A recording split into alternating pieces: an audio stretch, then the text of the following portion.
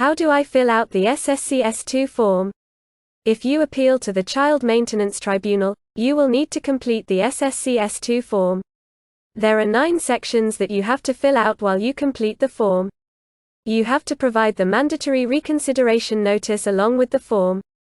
Polite reminder. Please do note that this video blog article is not legal advice and should not be treated as legal advice.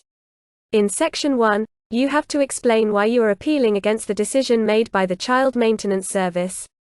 You will also have to include the Mandatory Reconsideration Notice along with it. It contains details that show that the Child Maintenance Service has re-evaluated the decision. However, before you submit the form, you have to ensure that you have read their decision. In Section 2, you have to include your details. You have to mention if you are the paying parent or the parent who receives payment for the child. If you are someone who is neither the paying nor receiving parent, you have to specify what your role is. In the third section, you have to provide the details of your representative, if you have one. When it comes to child maintenance cases, you can have a legal advisor or a friend as your delegate. If you have a representative, ensure that he or she fills in the 9th section as well. In the 4th section, you have to facilitate details of the other person involved in the case. If there is more than one person, you can use an additional sheet for that purpose. In the 5th section, you can mention your decision to disclose your residential address to the other person.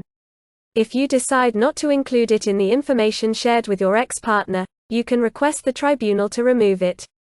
In the 6th section, you have to explain why you disagree with the decisions made by the Child Maintenance Service. If you fail to complete this form, the tribunal will return it to you. In the 7th section, you have to mention how you would like to have the hearing. You have to explain if you intend to take part in the hearing.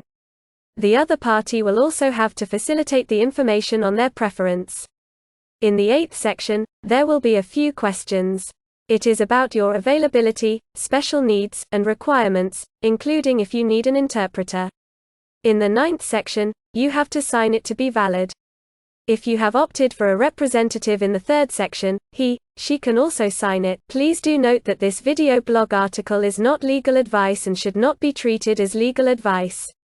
By following these procedures, you can complete the SSCS2 form. However, you can always reach out to us and contact us for any assistance at help@incourt.co.uk or call us on 07375757510.